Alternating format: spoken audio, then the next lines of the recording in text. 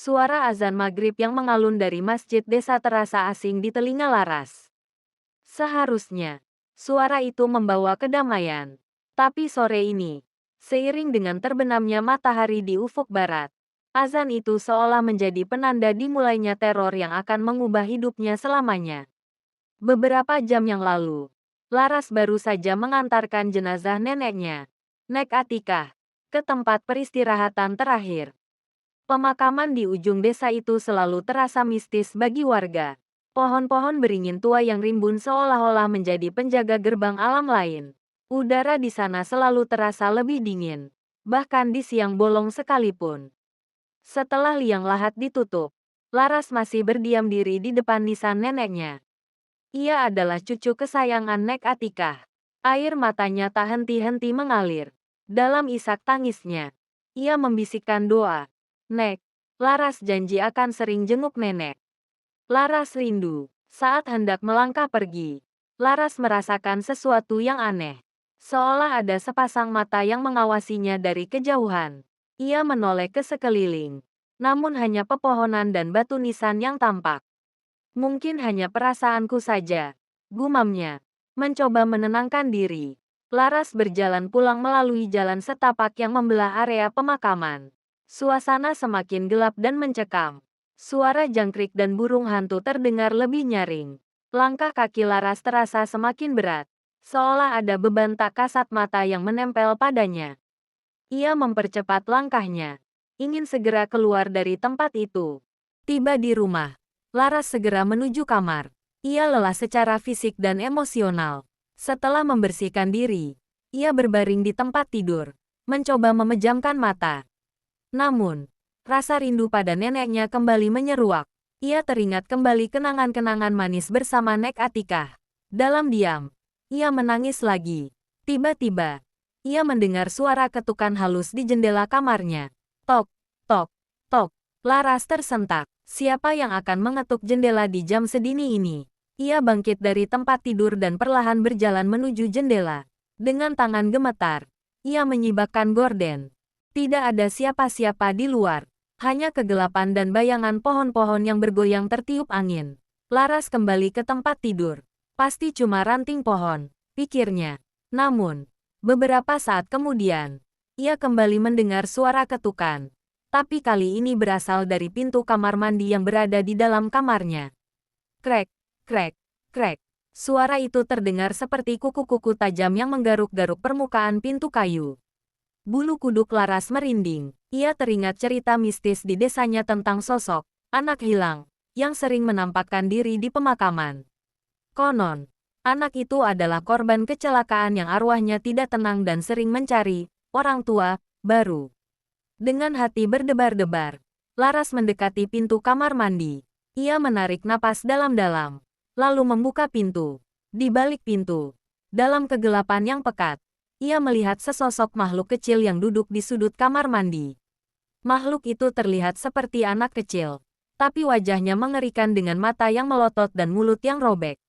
Di tangannya, ia memegang sebuah batu nisan kecil yang kotor. Laras membeku. Ia tidak bisa bergerak atau berteriak. Suaranya seolah tertahan di tenggorokan. Laras, kamu rindu. Suara makhluk itu terdengar serak dan parau, seperti suara orang tua yang sedang menirukan suara anak-anak. Laras gemetar hebat. Ia teringat kembali kata-katanya di pemakaman tadi. Nek, Laras rindu. Kata-kata yang ia ucapkan dengan penuh emosi itu ternyata menjadi celah bagi makhluk ini untuk mengikutinya. Makhluk itu perlahan bangkit dan berjalan mendekati Laras. Aku akan jadi cucu Laras. Laras tahu ia tidak bisa melarikan diri. Ia harus menghadapi makhluk ini. Dengan segenap keberanian yang tersisa, ia mengingat nasihat Nek Atikah semasa hidup. Jangan takut pada apapun, Laras. Tuhan selalu melindungi kita. Kalau kamu merasa takut, ingatlah kebaikan dan cintamu pada orang-orang yang kamu sayangi. Laras teringat kembali pada Nek Atikah, pada kelembutan dan kasih sayangnya. Rasa rindu yang tadinya membawa ketakutan, kini berubah menjadi sumber kekuatan. Ia memejamkan mata dan berbisik dalam hati. Nek, aku rindu padamu. Tapi aku tahu kamu sudah tenang di sana. Aku tidak ingin apapun yang jahat menggangguku. Ketika ia membuka mata, ia melihat mata makhluk itu tidak lagi melotot, melainkan tampak kosong.